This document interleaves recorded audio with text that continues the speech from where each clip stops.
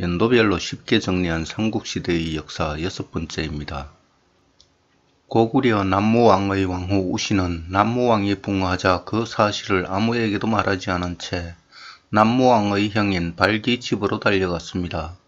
그리고는 발기에게 왕의 붕어 사실을 알리며 왕의 후손이 없으니 마땅히 그대가 뒤를 이어야 할 것입니다. 라고 말했습니다. 그러나 발기는 왕후 우씨를 믿지 않았고 유인하여 죽이려는 음모로 의심하고는 왕위는 하늘이 정하는 것인데 그 운이 닿지 않는다면 가벼이 의논할 수 있겠습니까? 하물며 부인이 밤에 나다니니 이는 예가 아닙니다. 라고 하며 물리쳤습니다. 그러자 왕후 우씨는 남모왕의 아우인 연우에게 달려갔고 남모왕의 붕어 사실을 말하며 연우에게 왕위를 이을 것을 제안했습니다. 그러자 연우는 예로 왕후를 맞아들이고 술자리를 베풀었다고 하는데요. 그런데 이상한 것은 연우가 직접 칼을 들고 고기를 썰다가 잘못하여 손가락을 베었다는 점입니다. 혹 어떤 일을 하다가 피를 보았고 그래서 그것을 감추기 위해 고기를 썰다가 다친 상처라고 둘러댄 것이 아니라면 사록에 이토록 상세히 기록될 이유가 없을 것이기 때문입니다. 또 연우가 다치자 왕후는 치마끈을 풀어서 그것으로 다친 손가락을 감아 주었다고 하는데 치마끈을 풀었다 라는 말 또한 어쩌면 동침을 암시하는 것일지도 모릅니다. 왜냐하면 연우가 돌아가는 왕후의 밤길을 걱정하여 군까지 바래다 주었고 다음날 새벽 왕후는 남모왕의 유명이라 속이고 여러 신하들에게 명령하여 연우를 왕으로 옹립했는데 연우는 왕위에 오르자마자 남모왕의 왕후 우씨를 자신의 왕후로 삼았기 때문입니다. 어쨌거나 왕위에 오른 연우는 문무백관들을 거느리고 남모왕을 고국천들에 장사 지내고 묘호를 고국천왕이라 했습니다.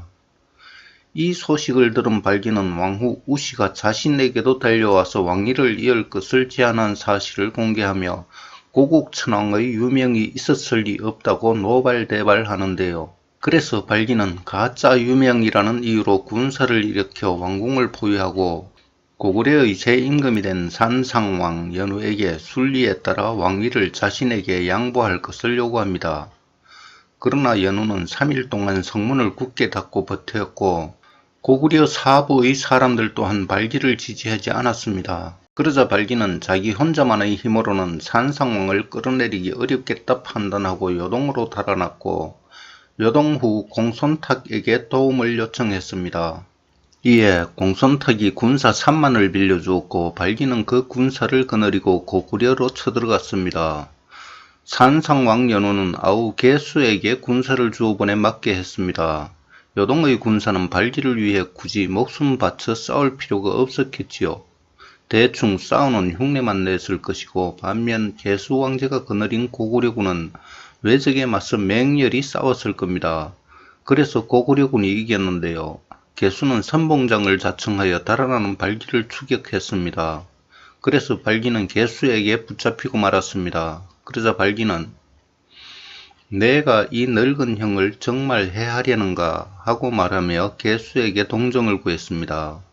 이에 개수 왕제는 차마 형을 죽이지 못하고 연우 형님이 발기 형님께 나라를 양보하지 않은 것은 비록 의롭지 못한 행위이나 그렇다고 발기 형님이 그 분함을 떨치지 못하고 자기 나라를 멸망시키려 하니 이건 또 무슨 경우란 말입니까?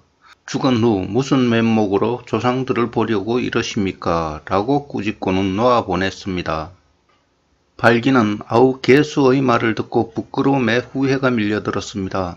그래서 배천으로 가서 스스로 목을 찔러 죽었습니다. 개수는 통곡하며 형의 시신을 거두어 감회장하고 돌아왔는데 산상왕 연우는 개수가 발기를 놓아보냈으니 형제의 예는 충분한 것이라며 위로했습니다. 그러나 발기의 죽음을 너무 애통해하는 개수를 보고는 과인이 도리를 모른다고 원망하는 것이냐 라고 하며 화를 냈습니다. 그러자 개수는 신은 지금 한마디 아래고 죽기를 청합니다 라고 말했습니다. 무엇이냐 말해보라. 산상왕 연우가 말했고 개수는 선왕의 유명으로 왕후가 대왕을 세웠더라도 대왕께서는 예로서 사양하지 않았으니 이는 형제의 우애와 공경의 의리가 아닙니다. 그런 까닭에 신이 발기 형님의 시신을 거두어 안치한 것입니다. 대왕께 미덕을 이룰 기회를 드리려는 것이지 대왕의 심기를 불편하게 하려는 것이 아니었다는 뜻입니다. 만일 대왕께서 인의로서 악을 떨치고 형을 예로 장사 지낸다면 그 누구도 대왕을 의롭지 못하다 말하지 못할 것 아닙니까?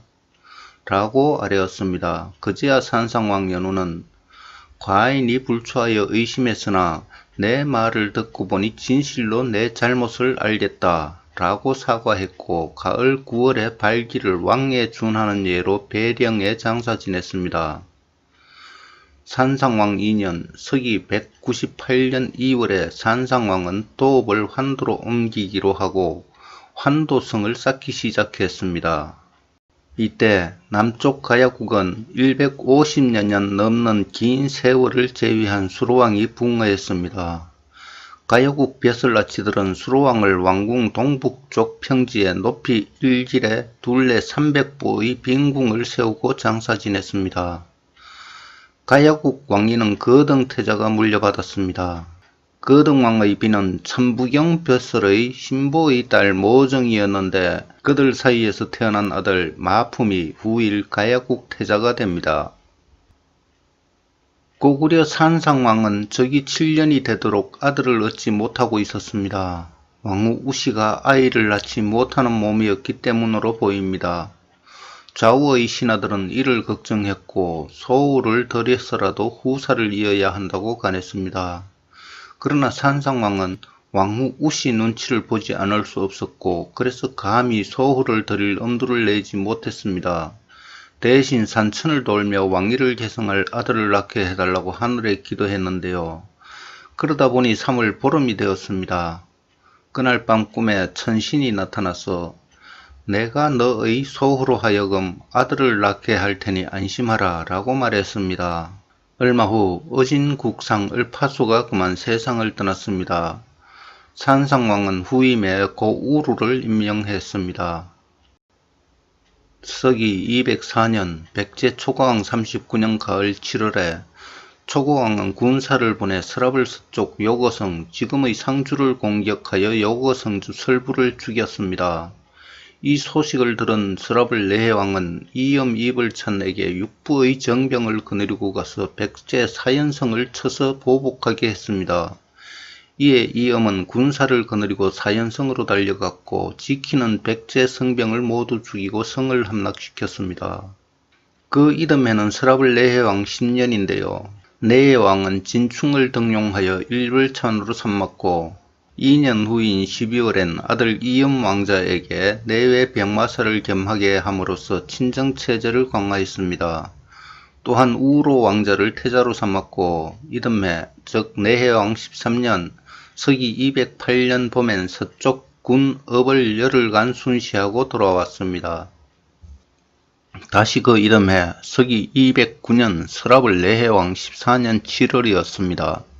서라벌 남쪽에서는 포상팔국 지금의 경남 연안지역 8개 소국이 난을 일으켜 오가야 중의 한 나라인 가라국 혹은 아라국으로 쳐들어왔습니다. 가라국 왕자는 급히 서라벌로 달려갔고 내해왕에게 구원을 청했습니다. 이에 내해왕은 태자 우로와 이불찬 벼슬의 이엄에게 육부의 군사를 내어주며 가라국을 구원하게 했습니다. 이에 우로 태자와 이엄 이불찬은 가라국 왕자와 함께 군사를 거느리고 가라국으로 달려갔고 포상팔국의 군사를 공격해서 그 장군을 죽였습니다. 그리고는 포상팔국 군사에 사로잡혔던 포로 6천여 명을 빼앗아서 가라국에 돌려주었습니다. 그 3년 후 포상의 골포와 칠포, 고사포 이 3국이 서라벌 갈화성으로 쳐들어왔습니다. 내해왕은 친히 군사를 거느리고 구원하러 갔는데요. 그런데 구원병 중에 물계자라는 사람이 섞여 있었습니다.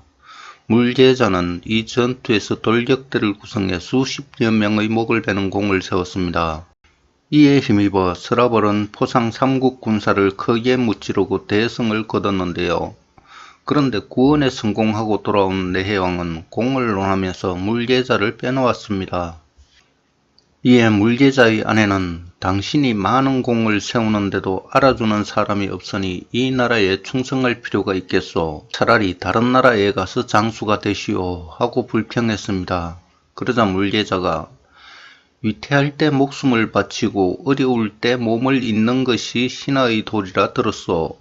갈화성 전투가 비록 위태롭고 어려웠다고는 하나 내 목숨을 바치지 못하였고 몸을 잇지도 못하였으니 장차 무슨 면목으로 저자에 나가 사람의 낯을 대할까. 차라리 야인으로 사느니만 못하오 라고 하고는 머리를 풀고 그 문고를 둘러맨 채 사채산으로 들어갔고 다시 돌아오지 않았습니다. 서기 208년은 고구려 산상왕 12년인데요. 고구려에서는 겨울 11월에 하늘에 제물로 바칠 돼지가 우리를 뚫고 달아나는 사건이 일어났습니다. 담당자가 달아나는 돼지를 잡기 위해 끝까지 쫓아갔지만 잡지 못하고 주통촌에 이르게 되었습니다. 주통촌은 술통마을이라는 뜻인데요. 그런데 그때 20세가량 되는 아름다운 한 처녀가 앞질러 가서 돼지를 사로잡고는 담당 관리의 손에 넘겨주었습니다. 그 여자 이름은 후녀였는데요. 임금의 여자라는 뜻입니다. 제물로 쓸 돼지가 달아났고 그 돼지를 주통촌의 처녀가 잡아주었다는 얘기가 산상왕에게도 보고되었던 모양입니다. 왕은 듣고 기이하다 여기고는 민인의 복장을 하고 주통촌으로 갔고 밤에 후녀의 집으로 사람을 보내서는 왕이 후녀를 보려 한다고 알리게 했습니다. 이에 그 집에서는 감히 거절하지 못하고 왕을 맞아들이고 후녀를 방에 들여보냈는데요. 왕이 관계를 가지려 하자 후녀는 만일 아들을 낳게 되면 절대 버리지 않는다고 약속하십시오 라고 했고 왕이 약속하자 그제야 후녀는 왕과 동침했습니다. 그러나 불행하게도 그 사실을 왕후 우시가 알고 말았습니다. 이듬해인 서기 209년 산상왕 13년 봄 3월 왕후 우시는 몰래 군사를 보내서 후녀를 죽이게 했습니다. 그러나 후녀가 미리 알고 남장을 한 채 달아났는데요. 왕후가 보낸 군사 또한 끝까지 추격하여 후녀를 죽이려 했습니다. 결국 추병에 따라잡힌 후녀는 내 뱃속에 아들이 있는데 분명히 말하지만 왕의 아들이다. 내 몸을 죽일 수는 있겠으나 왕자까지 죽일 수 있겠느냐 하고 소리쳤습니다. 그러자 추병은 감히 해치지 못하고 돌아가서 왕후에게 후녀의 말을 그대로 전했습니다. 왕후는 더욱 질투하여 다시 군사를 보냈는데요. 산상왕이 그 사실을 알고는 친히 후녀 집으로 달려갔고 그녀에게 뱃속에 든 아이가 왕자가 확실한지 물었습니다. 이에 후녀는 분명 상상왕의 자식이라고 확인해 주었고 왕은 그 집에 많은 재물을 주고 또 지키는 군사까지 세워두고 돌아갔습니다. 그래서 왕후 우시는 감히 후녀를 해치지 못했습니다. 가을 9월 주통촌 여자 후녀가 마침내 아들을 낳았는데요. 미천한 신분의 여자에게서 난 왕자였지만 산상왕에게는 유일한 아들이었습니다. 왕은 하늘이 내려준 아들이라 기뻐했고 재물돼지가 엮어준 인연으로 얻은 아들이라 하여 그 이름을 교체라고 지었습니다. 교회의 돼지라는 뜻입니다. 그런 다음 산상왕은 후녀를 소후로 삼았는데요. 후녀의 친정엄마가 그녀를 가졌을 때 무당이 점을 쳐보고는 왕후를 낳을 것이라고 했고 그래서 이름을 후녀라고 지었다고 하는데 이름대로 된 것입니다. 이해 겨울 10월에 마침내 환도성이 완공되었고 산상왕은 도읍을 환도로 옮겼습니다. 그리고 4년 후인 213년 산상왕 17년엔 교체를 태자로 삼았습니다. 그 이듬해인 214년은 백제 초고왕 49년이었는데요. 초고왕은 북부에 명하여 군사 1천으로 말가를 치게 했습니다. 백제 장군 진관은 군사를 거느리고 말갈 남쪽 경계를 넘어가서 성문성을 습격했습니다. 그러자 말갈은 반격해서 술천, 지금의 여주 일대까지 침공해 들어왔습니다. 그런데 이때 갑자기 백제 초고왕이 붕어해버렸습니다. 제위 49년 만의 일이었습니다. 그러나 삼국유사에는 초고왕 50년의 일로 기록하고 있습니다. 초고왕이 붕하자 그 위인은 초고왕의 맏아들인 구수가 계승하여 백제 제6대 왕에 즉위했습니다. 구수왕 3년은 서기 216년인데요. 이해 가을 8월에 말갈이 백제 적현성으로 쳐들어와 포위하고 거센 공격을 퍼부었습니다. 백제 적현성주는 필사적으로 막으며 원병을 기다렸습니다. 그러자 지친 말갈이 물러갔는데요. 구수왕은 정예 기병 800명을 거느리고 친히 추격해서 사도성 밖에서 격파하고 많은 말갈군을 죽이거나 사로잡았습니다. 구수왕은 말갈의 침범을 막기 위해 사도와 적현 두 성 사이에 동책과 서책 두 외성을 십리거리를 두고 설치했습니다. 이때의 중원은 황건적의 난에 이어 한나라가 멸망하고 조비와 유비, 손권 등이 서로 땅을 가르기 시작했습니다. 그래서 조금이라도 더 많은 땅을 차지하기 위한 전쟁이 치열하게 전개되고 있었습니다. 때문에 힘없는 백성은 전쟁터에 끌려나가 죽거나 노역에 몸을 바쳐야 했는데요. 이런 난리를 피해 많은 사람들이 고구려로 넘어왔습니다. 그 중의 하나가 하요였습니다. 하요는 평주 사람이었는데 자기가 다스리던 평주의 백성 1000여호와 함께 산상왕에게 와서 항복했습니다. 산상왕은 이들 모두를 받아들이고 책성에서 살게 했습니다. 백제 구수왕 5년 서기 218년이 되었습니다. 구수왕은 군사를 보내 서라벌의 장산성, 지금의 경산 지방을 공격했는데요. 이 시기의 전투는 철을 확보하기 위한 공격과 방어였던 것으로 짐작됩니다. 왕명을 받은 백제 장수는 서라벌 땅 깊숙이 침투하기 위해 병사들에게 서라불군의 복장을 입혔고 야함을 타고 은밀히 이동했습니다. 그런데 이때 서라벌에서는 무고에 있던 병물이 저절로 밖으로 나오는 이상한 일이 일어났습니다. 그리고 그 무기의 끝은 모두 서쪽으로 향하고 있었습니다. 서라벌 내해왕은 틀림없이 나라의 변이 있을 징조라 여겼고 저절로 나온 병물만큼의 군사를 일으켜 그 병물로 무장하게 했습니다. 그리고 그 자신도 갑옷을 입고 친히 말에 올라 군사를 이끌었습니다. 아니나 다를까 얼마 후 백제군이 장산성을 포위했다는 소식이 들려왔습니다. 내해왕은 더욱 서둘러 달려갔고 서라벌 왕이 친히 원군을 거느리고 오고 있다는 소식에 백제군은 깜짝 놀라 포위를 풀고 서둘러 달아났습니다.